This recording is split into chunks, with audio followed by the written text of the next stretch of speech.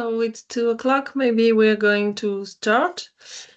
So welcome everyone to that webinar, which is organized in Climate Farm Demo and ClimateSmartAdvisors project.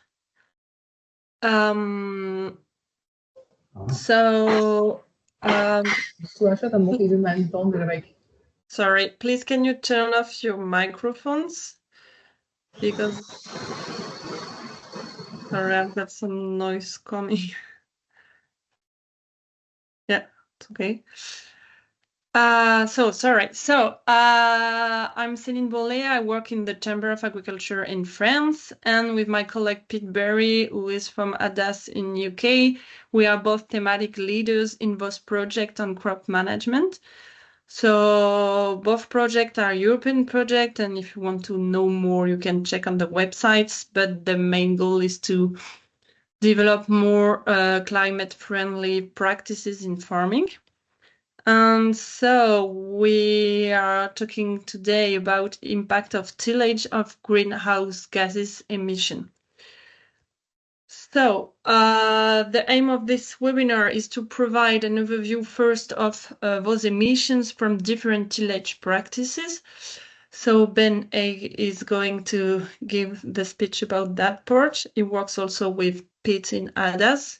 And then we will consider the special impact of zero tillage and conservation agriculture on a more practical way. And that speech will be given by Frédéric Thomas, who is a farmer working in France on that type of agriculture.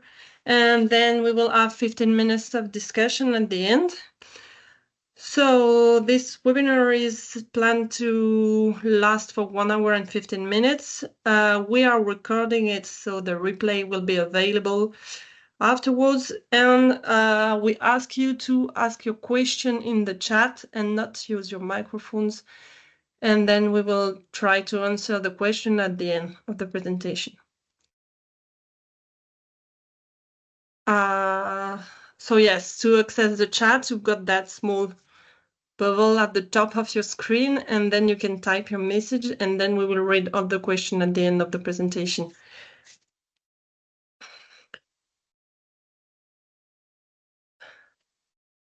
Thanks, Céline. Yeah. So if you stop sharing, I'll share my slides.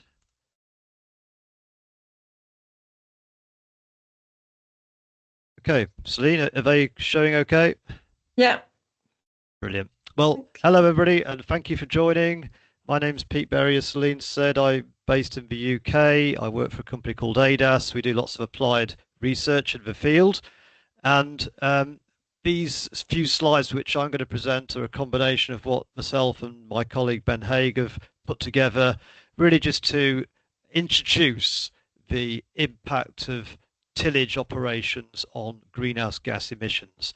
And I wanted to start by just describing some definitions of tillage operations, which will help understanding the next few slides. So let's get my pointer working. So in terms of ploughing, we're talking here about inversion tillage, could be 20 to 25 centimeters soil depth of disturbance. Spring tines are a much lower disturbance operation, which is really disturbing the soil surface. Power harrow is a much more intensive cultivation operation or tillage operation, and this is disturbing at least the top 15 centimeters of soil. Disking can be a range of levels of intensity depending on the heaviness of the discs. Heavy discs could be disturbing the top 15 centimeters of soil, for example, but you can also have lighter discs which are causing less soil disturbance. And then we have the most important operation, potentially the drilling, which is sowing the seed. And as you'll see, there's a wide range of drill types.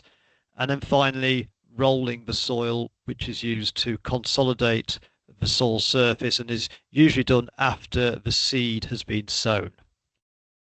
So before I move on to the slides, I'm going to ask my colleague Ben to post a poll for you to fill in. And really, it's going to ask you the question, what on your farm or the farms that you advise on is the main type of tillage used for arable crops? Is it zero tillage, strip tillage, minimum tillage to a depth of less than 10 centimeters, so that's quite shallow, or deep tillage to a depth of more than 10 centimeters, or is it deep inversion tillage, i.e. ploughing? So perhaps, Ben, if you could upload that poll. Yeah, the results coming in now, Pete. Stuff. Perhaps if you could just sort of, after when they come in, because I can't see the results at the moment, Ben, just summarise what you're seeing.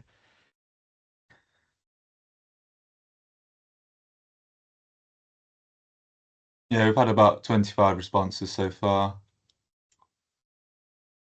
Quite a large variation, but ploughing has the most responses with 38%, followed by deep tillage with 31%, 20% for minimum tillage, 0% for zero tillage, and 12% for strip tillage.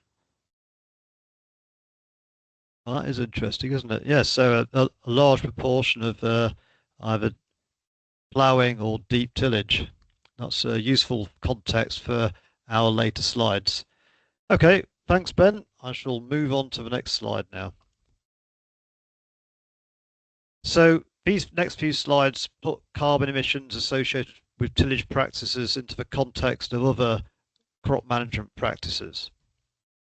And just firstly, again, some definitions, because as many of you will have seen, the carbon emissions world is full of abbreviations and acronyms, and it's easy to get lost. So I wanted to start by just explaining what we mean by various terms.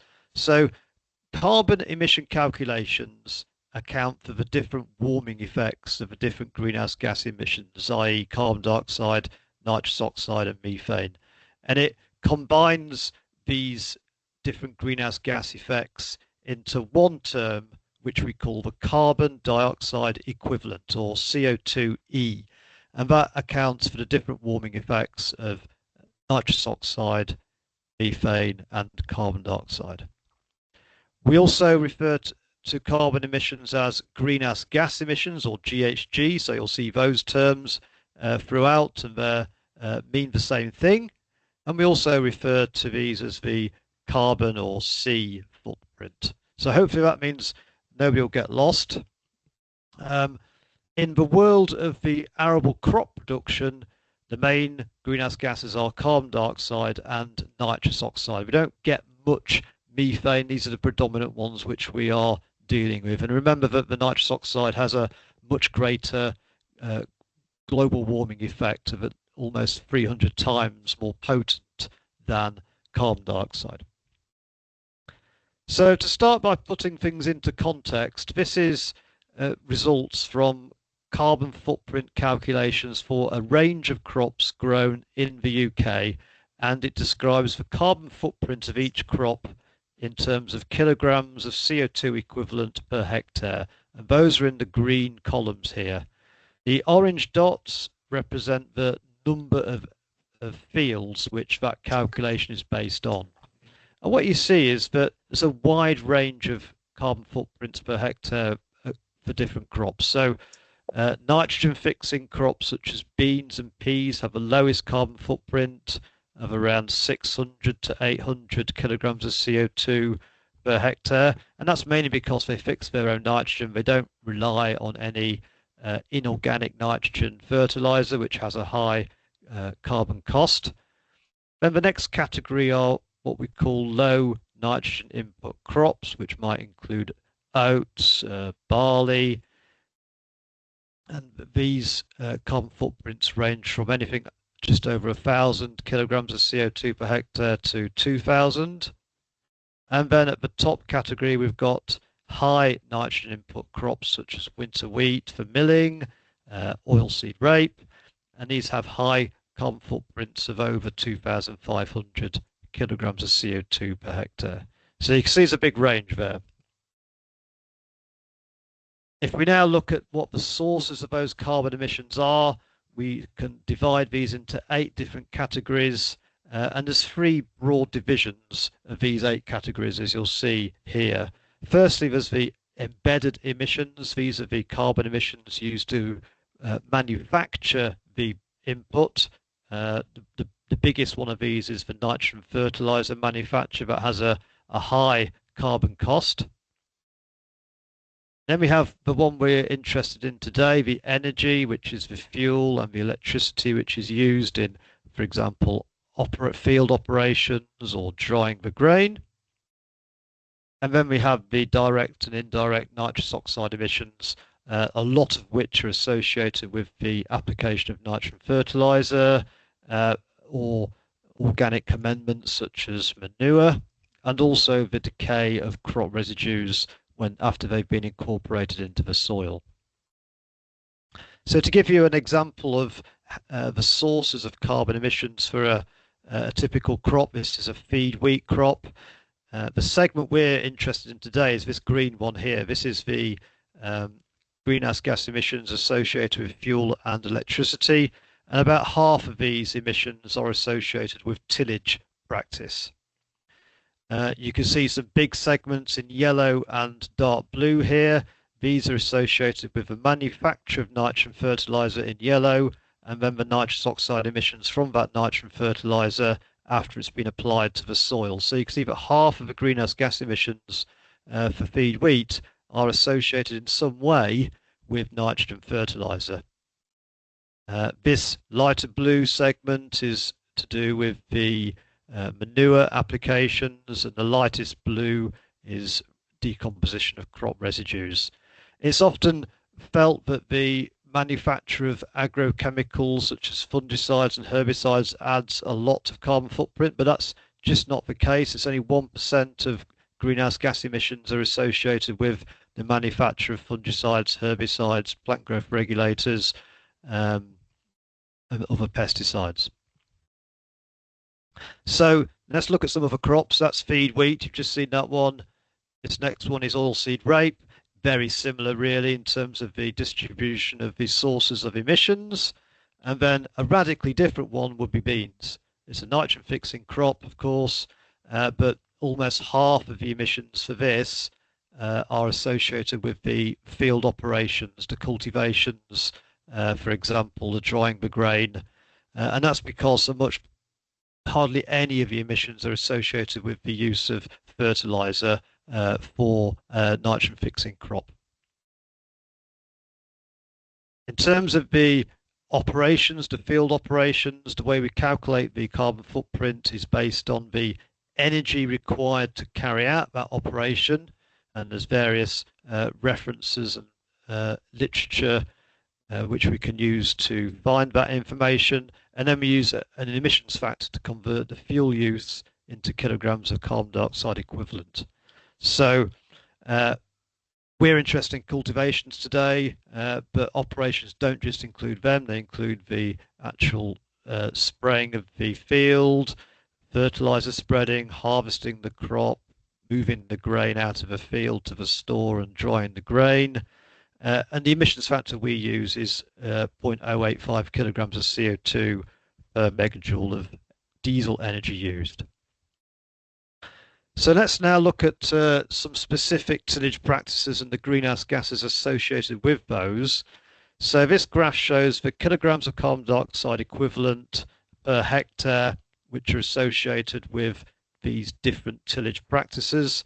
As you can see, ploughing has by far the greatest carbon footprint, over 100 kilograms of CO2 per hectare. Power harrowing and disking are next, representing sort of about 70% of ploughing, and then other tillage practices such as spring tine harrow or a conventional drill or rolling, much smaller greenhouse gases associated with those practices. Now, I should emphasize that these figures are for a loam soil, and of course soil type has a massive effect on the energy used for that cultivation. So if we look at the effect of that, we've got clay soils here, sandy soils and loam soils again. So the green columns are the data you've just seen in the previous slide. If we look at ploughing first, then you can see that on a clay soil type in blue, that's going to require 70% more energy to do that operation compared with if it was on a loamy soil, and it's more than double the energy required to a sandy soil. So soil type, as you can see here, makes a massive effect on the greenhouse gas emissions associated with each tillage practice. And there's a similar pattern for power harrowing and for disking. For power harrowing, there's no figure for sandy soils because you just wouldn't normally use a power harrow on a sandy soil. If we now put these tillage practices together into combinations and think about the most intensive sort of combination of operations you might carry out for establishing a crop, so that would be ploughing, followed by a power harrow, followed by drilling the crop, followed by rolling the crop to consolidate the soil, then we estimate that that would result in over 200 kilograms of CO2 emitted per hectare to carry out those operations. And that contrasts with, for example, direct drilling, which would be less than 50 kilograms of CO2. And then you've got other different levels of sort of intensity for establishing a crop, which are intermediate in their values for carbon footprint associated with those practices. And again, this is for a loamy soil, so for a clay soil, these figures would be higher. So to round off and to sort of lead into Frederick, it's important to sort of keep in mind the big picture here, in that the greenhouse gases per hectare of growing different crops is quite variable. So for pulses, you're looking at 600 to 800 kilograms of CO2 per hectare to do everything from establishment to harvesting the crop.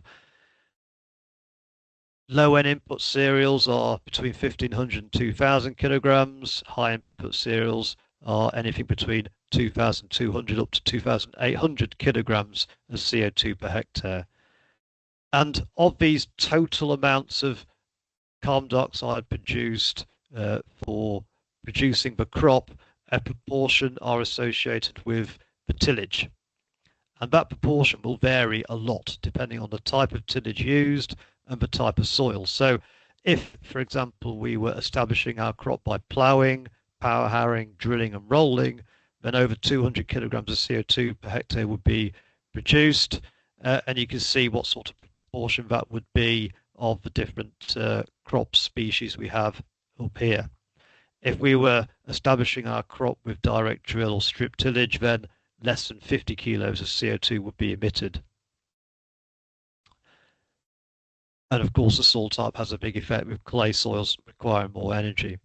So overall, the greenhouse gas emissions associated with cultivations could represent anything between about 5% and 50% of the total greenhouse gas emissions of growing the crop, depending on the type of cultivations and the type of crop. So in the worst case scenario, I suppose, plough, power harrow, drill and roll, if that was used to establish a pulse crop, then that could, and on a clay soil as well, that might be over 300 kilograms of CO2 out of a total of 600. So that would be 50% of the total emissions.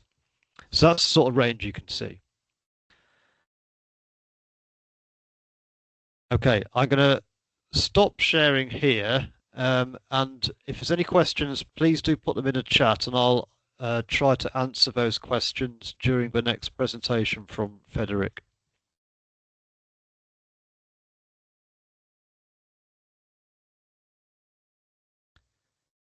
Okay, Frederick, if you wanted to share your slides, and again, please do put your questions in the chat, and I'll, me and Ben will try and answer them.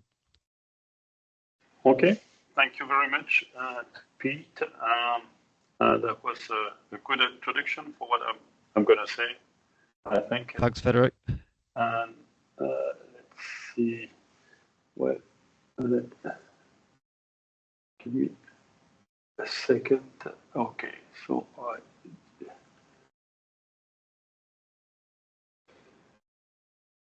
So everyone can see my presentation now. Is it okay? No, we can't see it.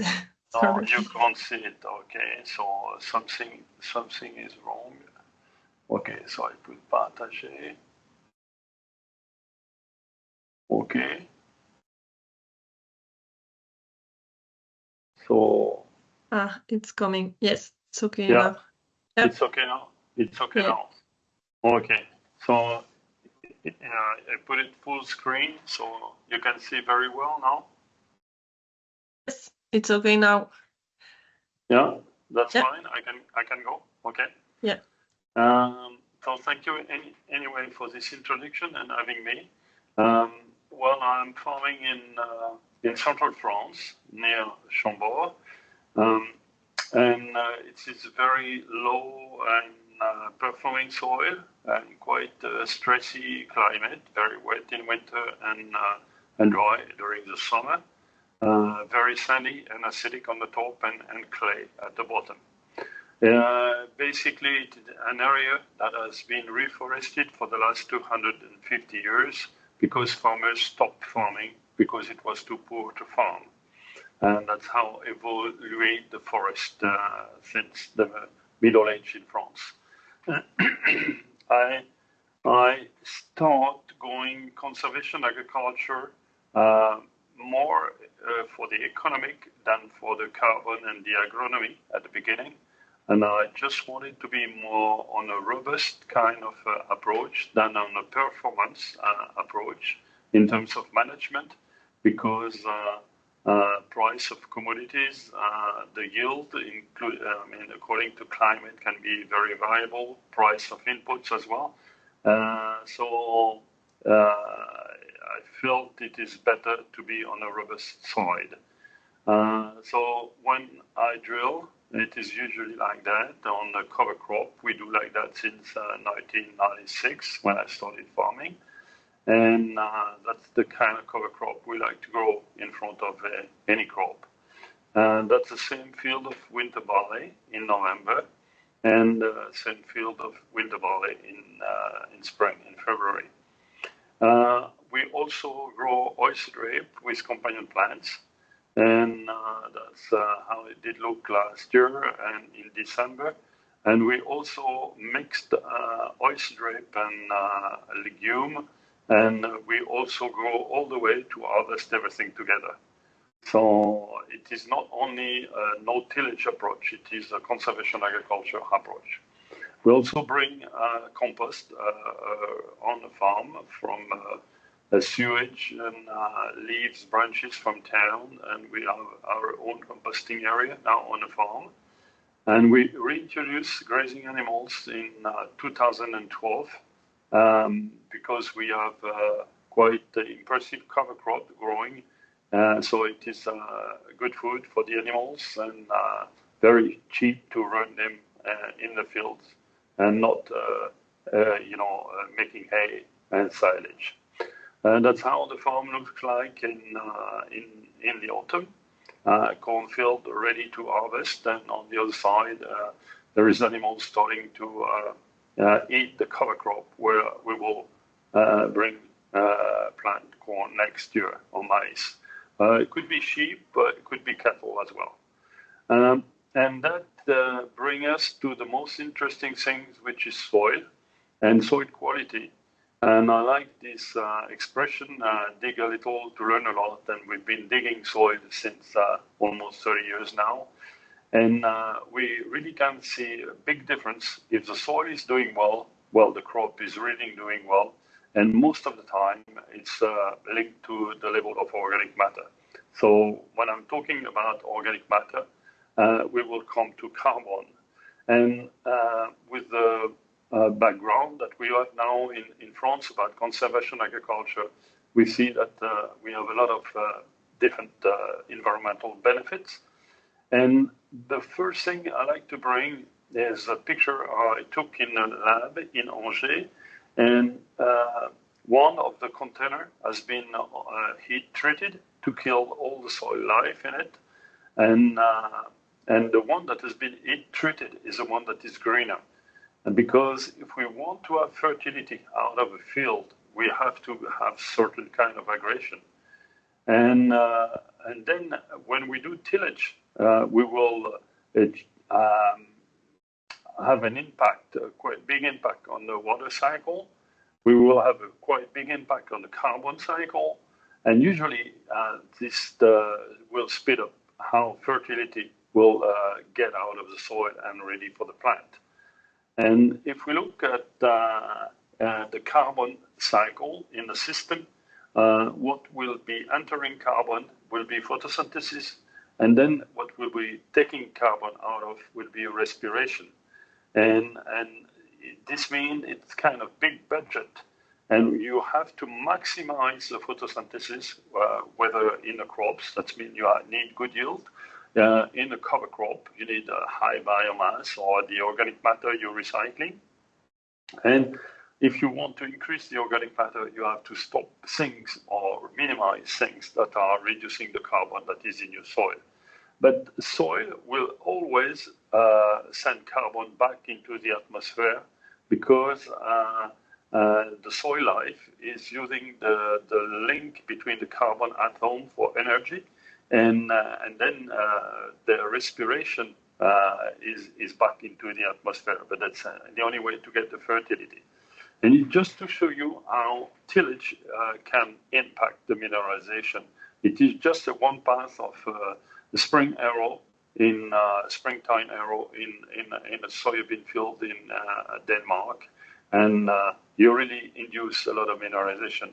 And a colleague in the United States, Don Rakowski, has been measuring the amount of CO2 that is going out of the soil when you do tillage. It is not what Pete showed, the CO2 going out of the equipment. That is the CO2 going out of the field. So there is quite a nice relation. And you just compare at that time a soil like a bottle of champagne, and by opening the soil by cultivation, it's just like opening a bottle of champagne and letting the CO2 out of the atmosphere. I am back on my farm. That's how I plant my corn, usually into a cover crop. And usually now we have a lot better result than neighbors' fields. And it is not due to the way I do it. It is not due to the hybrid I use or the equipment I use, or there is no irrigation either on either side. It is due of the quality of the soil that you can see, and the organic matter and the fertility that we have developed in the soils. And we can see a big difference also with the soil life, and that's the earthworm. And then when you move the organic matter of the soil, you will move a lot of nitrogen and also a lot of carbon. And 1 point of organic matter is basically 20 tons of carbon and 2 tons of nitrogen. So if you are gaining nitrogen, non-organic matter, you are storing carbon and you are storing nitrogen. And so we could say the same thing for P, S, and so on. Also, if the soil has more soil life, more carbon, you will increase the infiltration, which is also due to earthworm, and that will change a lot how you manage the water in those. And now we are looking at soil at the 3D, not only at hectares, and trying to go as deep as possible. And if we gain 1 centimeter, it's 130 tons of soil per hectare. And then many plants can go to 1 meter, 1 meter 50, even 2 meter. Many plants, even cover crop. And many people are scared about overusing the water, but by having plants growing all the time, we are really changing how we collect the water from the rain, and how the water infiltrates, and how the water is given back to the plant. And it's completely different water budget as well. And it is amazing how much you can increase infiltration. And that's the recent result that we have in France.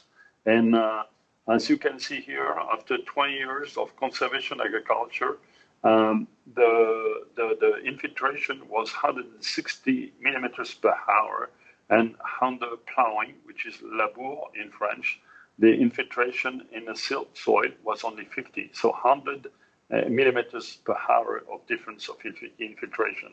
It's very much.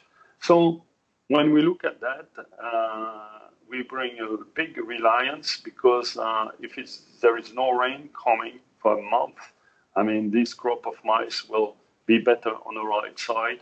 And if we have only 30 mil, it would be better on the right side as well. And we have a big storm of 250 mil, it will be also better on the right side. So it is really bringing a big reliance. And then many areas in southern France, I mean, people are trying to get away from vegetation and trying to have clean fields all the time. And they think it is a solution, but it is the solution to have clean fields. But vegetation is a solution. And we have to get a lot greener and get growing a lot of things. To say that, that's my cover crop in 22. 22 has been the driest year and hottest year on my farm. The first time I grew corn and I harvest my maize at 16% moisture in my carrier. But in October, I had already a good cover crop, even if it was very dry, and the sheep was already grazing. And in December, I had basically an extremely great cover crop, almost reached 10 tons of dry matter. And why that cover crop did grow? It's because I really changed the organic matter of my soil. I moved from this area where it was a low organic matter and a little bit of what we call free organic matter that feed the soil life and stable organic matter that structures the soil. Moved to a lot more organic matter. So I went to 1% of organic matter to 2.7%. And as you can see, my BM, which is microbial biomass, has a lot increase that is eating the organic matter, throwing carbon back into the atmosphere, and then sending me nitrogen for my crop. So this means that if you want to have free nitrogen for your crop, you will send carbon into the system. And if we look at the evolution of yield and fertility around the world, there is everyone knows that the yield of wheat has increased in the last century, mainly due to fertilizer. And there is a very good experiment in England. Sorry, Pete, to talk about England, but the broad bulk experiment is fantastic for me. I like to go there. And they really show that with no fertilizer for 180 years, I mean, the wheat is basically not growing, and with manure or fertilizer, they got good crop. In 22, the yield was 12 ton in that area with fertilizer and manure, and the yield was 0.4 ton in the area that was very dry. So everyone thinking about climate, we should change crop or work on irrigation and anything, but we have first to work on the quality of soil, and this means organic matter, and this need carbon in the soil. And if we look at the evolution of the yield in this broad bulk experimentation, I mean, even in 22, the yield in the very low carbon soil dropped, then the yield in a high carbon soil increased. So this means that the carbon, if we can get the carbon inside the soil, it is very important.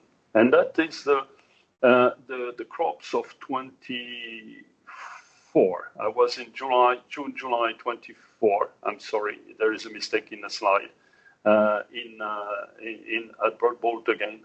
That's the beans with manure on the right, and that's the beans with no manure. And they almost made 10 tons of beans, which means that the majority of crops have a good response to fertilizer, and I agree on that. But they respond well on good soil, but legumes respond on soil fertility. That's my cover crop again in mid-September of last year after barley, winter barley. That's the same cover crop in November, and as we turn dry and cold, the vetch went on the cover crop and enter nitrogen into the system. Obviously, in our system, the sheep is already grazing. And in France now, we have a system called MERCI that translates by thank you method that enable to evaluate the biomass of the cover crop. So this cover crop is 8 tons of dry matter, and I have 220 to 250 kilograms of nitrogen inside that cover crop. And I really fixed or enter, thanks to the legume, 50 to 70 N per hectare. And if I look at my fertilization program for the next crop, I have 10 tons as objective for the maize. I need 250, 280 N per hectare. The soil will supply 120, 160. The return from the cover crop will be 70 to 80. The fertilizer that I will apply will be 30. I really apply 40. And so I had a total of 220, 270 for my crop. And I got to be secure. If I produce 10 tons of corn, I will export 120 kilograms of nitrogen in the seeds. So that's what happened in February. I had still the sheep in the fields, and the cover crop went down by the winter.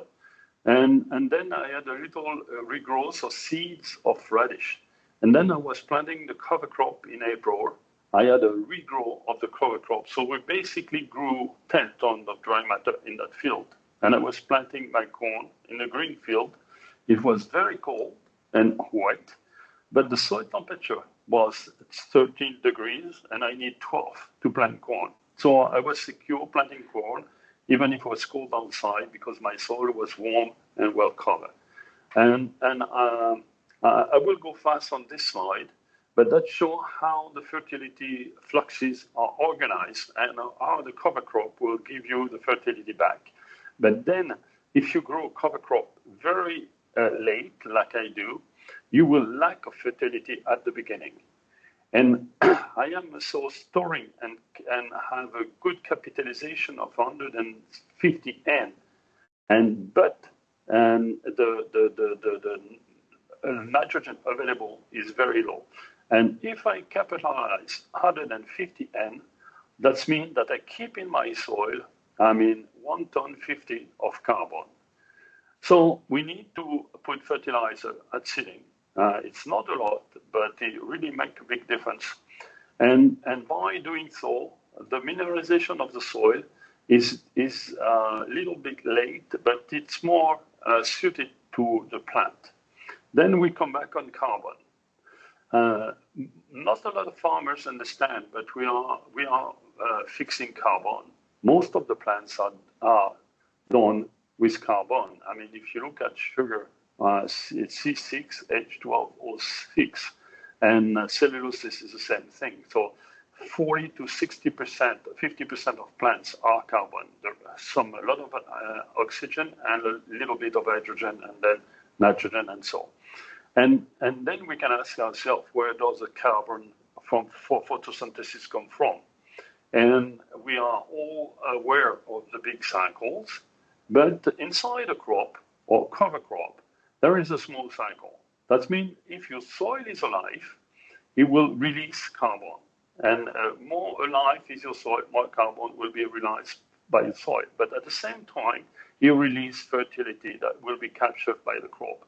This means on a living soil, run in conservation agriculture, we can synchronize the carbon and the nitrogen cycle. That's make a big difference and transform the plant basically in an energy pump. Getting the field green has also a big impact in summer in how the temperature of the soil. That is in southern France, in Valence, and that's with a plow field, and on the other side is a cover crop field. It was done by a drone in September. The same thing in vineyard, the same thing in city. So we have to be a lot greener. We also talked today about the impact of the greening the fields in the summer, the impact on the rain. So I like this sentence that with cover crop, I farm the sun to harvest the rain. Well, some people even talk about regenerative rainmaking. And it is now on our farm a new opportunity for carbon credit. And a lot of companies now are looking to reduce their carbon input, the carbon footprint, and agriculture has a big impact. I just took the example of the beer. Well, if you took conventional beer, that's the green is the impact of carbon by farming the spring barley. So you can reduce the spring barley, and so you reduce the impact, the footprint of a pint of beer. But if the farming starts to be negative, as we can do, well, you have a very big impact on the footprint of a pint of beer. So that's why a lot of people of the food industry are interested by regenerative agriculture now. We got companies in France like Matais that is growing popcorn for the cinema. They plant corn on green. They call it green tillage. And then they give some money back to farmers according to the biomass grown by the cover crop. And farmers get 40 to 50 euros per ton of dry matter grown by the cover crop. And then help us to measure how much carbon, how the carbon fluxes in the cover crop and in the crop. And now we have a very good information how we can enter carbon by plants. And the photosynthesis is really, really powerful. So on my farm, I got into a carbon credit system. The first year of examination was 2020, and I got a carbon credit of 1.7 ton of carbon equivalent. Yeah, I'm almost finished. Is it okay?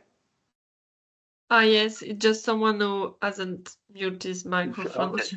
So I got on a farm 1.7 ton of carbon equivalent credit. So for 140 hectares, it was 120 hectares, it was almost 200 ton of carbon equivalent credit for 2021. And so that was for 2022, 2023, and now 2021, 2022, and 2023. I reduced a little bit because I reduced my nitrogen input, but as I didn't bring any compost in 23, my compensation was lower.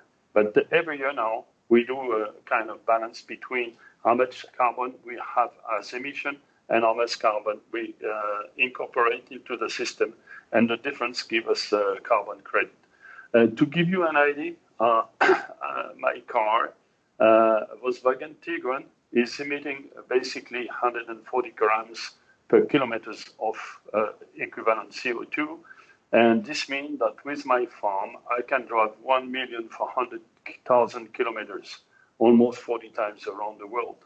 That represent the power of agriculture when we start talking carbon. It's equivalent to 150 back and forth trip to Paris from to Minneapolis, St. Paul, where I go in United States per year. So it is a very important amount of carbon that we are working with. And that's how we do the MERSI system. And that's my cover crop of last year. I will take only 1.6 ton of dry matter. And if we do a little bit of calculation, 1.6 ton of organic matter, that's 2,745 tons of carbon inside my cover crop. And we don't even count the roots. And if I times that by 3.68 to convert that in equivalent CO2, that's 10 tons of CO2 equivalent per hectare. And then if I look how many kilometers that represent with my car, that's 72,000 kilometers, once again, per hectare. And then if I take what we call in French ISMO, how many organic matter will stay, carbon will stay in my soil at the end, about 600 kilogram, 600 kilogram will stay in my soil to increase my organic matter. And then if I look at the energy content of this cover crop, the same calculation, I would get to 4,326 liters of diesel. And so that is a lot of energy, in that cover crop. And if I look at the Mercy method, where I put that little yellow circle, if I put that in a biomethane things, I can get 1,385 liters of diesel.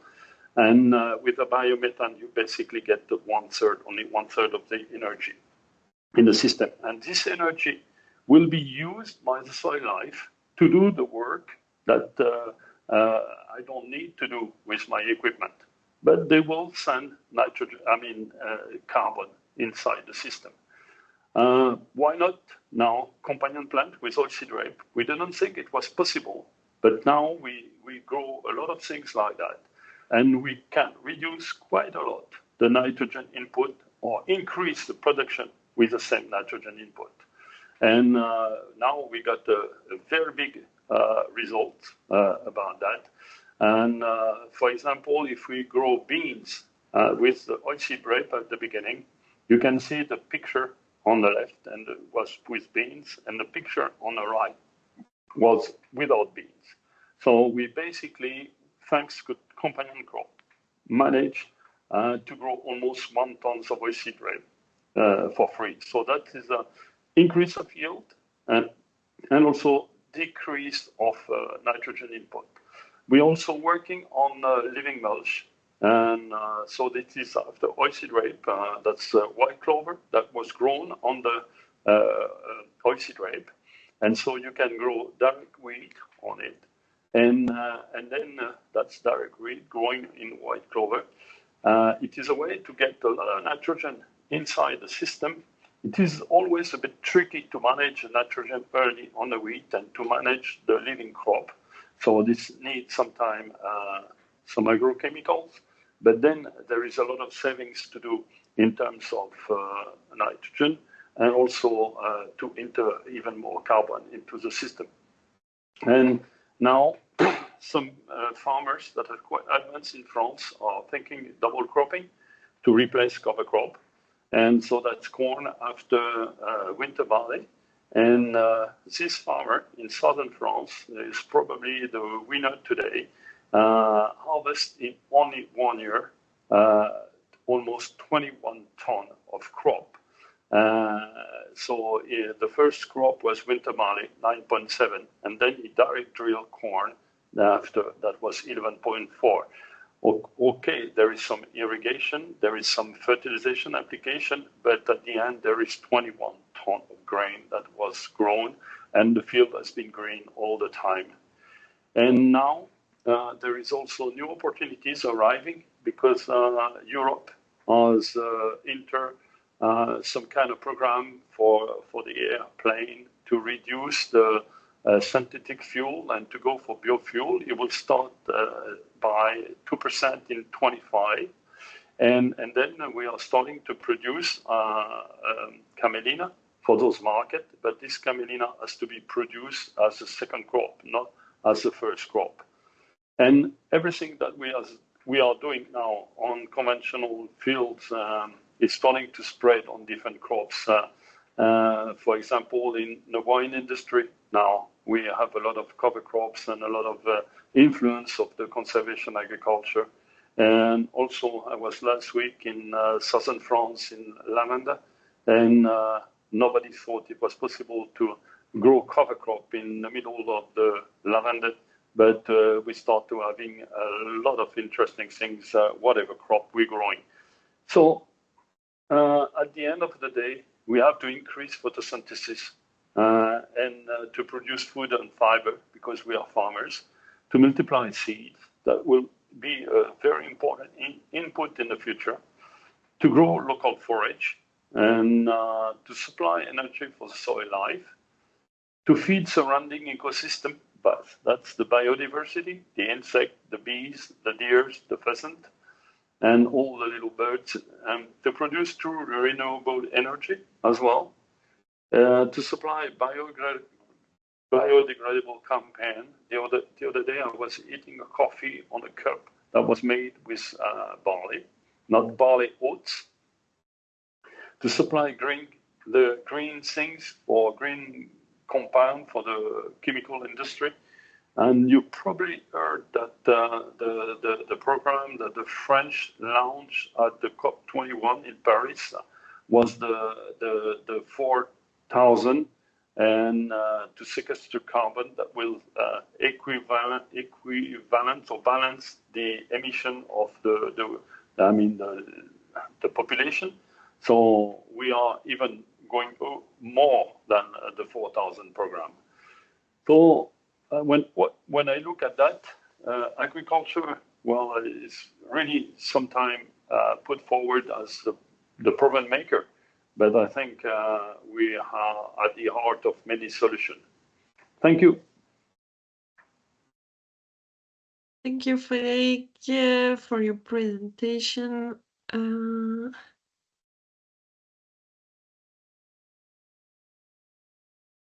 Yeah, so now we've got some time for discussion. So if people have some questions, you can write them on the chat.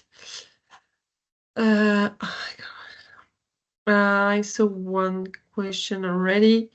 So Frédéric, do you take exact measurement of your soil on how much carbon is in there, or is it calculated by models? And is the higher amount of carbon proved by soil analysis? Yeah, so it's both. I mean, usually it's calculated by models that evolve according to the knowledge. And then we do measurement in order to control. Okay. And I was this morning at a meeting about carbon, and the same thing as cover crop. You know, we start having a lot of measurement done in different fields and with 10 years, 15 years of different kind of tillage and kind of cover crop management. And now we are very secure with the figures that I showed you on my presentation. Okay, thank you. There's another question. Do you think communication and research on conservation agriculture should focus more on vegetation, cover crops, and its benefits more than tillage, not tillage specifically? I 100% agree on that. Well, cover crop is the most important thing whatsoever, but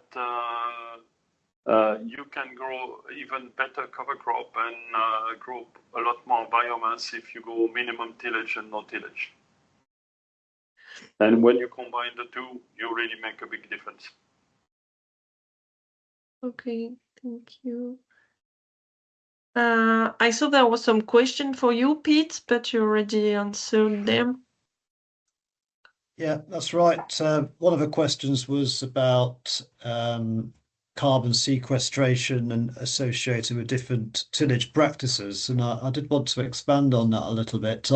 I purposely didn't try to cover that in this introduction because it sort of needs to be the focus of a specific webinar, I think, because it's quite complicated and there's a lot to discuss. But I did want to just summarize some of the experiments we've done in ADAS comparing zero tillage against conventional tillage, which is a plough-based tillage system on the soil organic matter content. And what we found was that the zero tillage across a number of years increased the soil organic matter level by 540 kilograms of soil organic matter per hectare per year of that experiment. So if zero tillage is sort of done each year, then we would expect it to increase the soil organic matter level and start to sequester carbon.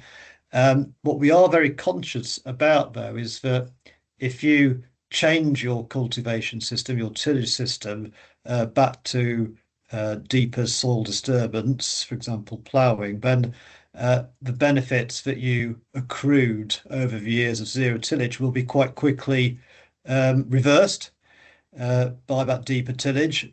So we should bear that in mind. But if you can maintain a zero tillage approach over many years, then that should start to increase the carbon content of the soil and sequester carbon.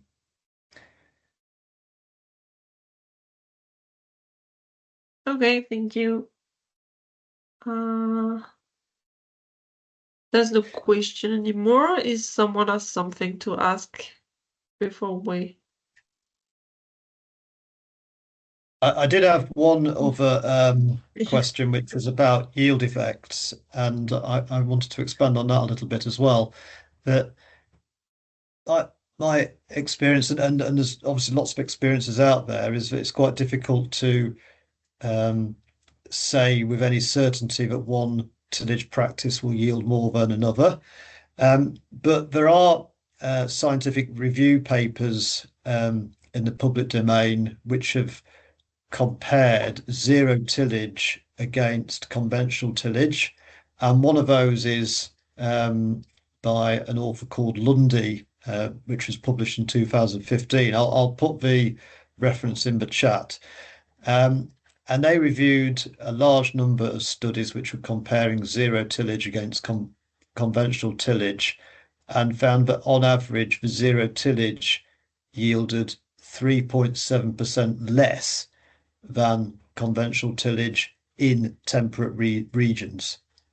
Now, there's a lot of sort of noise around that average, and it also they showed that there were bigger yield losses over the initial transition years, and those losses became less through time.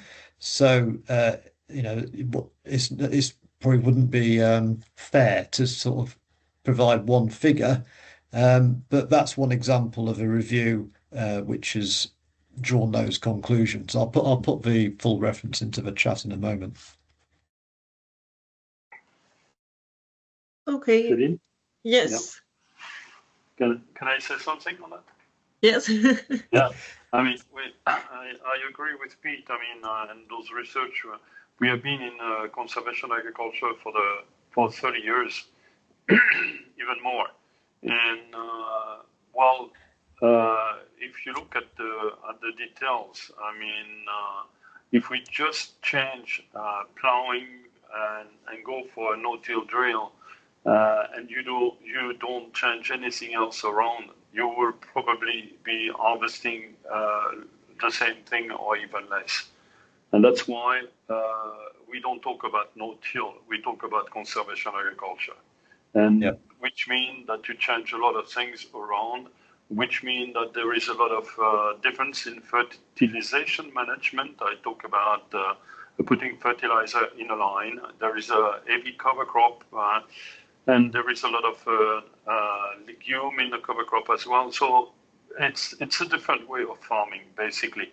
And that's why when you look at those figures, you really have to open what it's underneath. And if you really change your approach, we have a way big difference in production.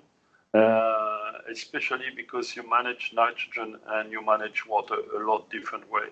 If you go in now in North Africa, in Morocco, for example, they subsidize conservation agriculture because they call it this way of farming, climato-resilience way of farming. Okay, thank you. And someone shared an article about the carbon repartition in the soil, so if you're interested in it. Yes, is there any other question?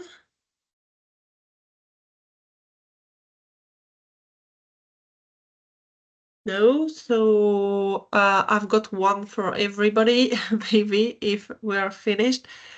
It's that we are going to organize some other knowledge exchange event during all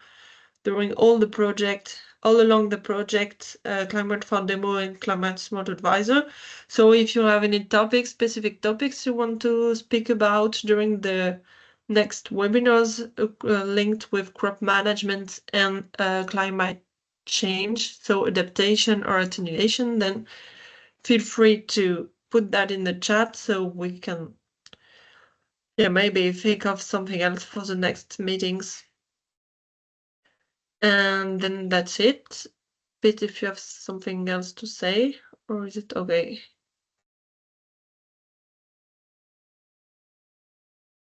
It's okay.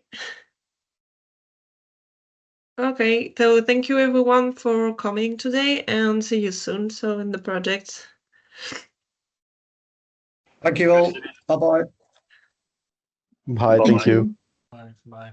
Thank you. Bye. Yeah. Thank you very much. Bye. Bye bye.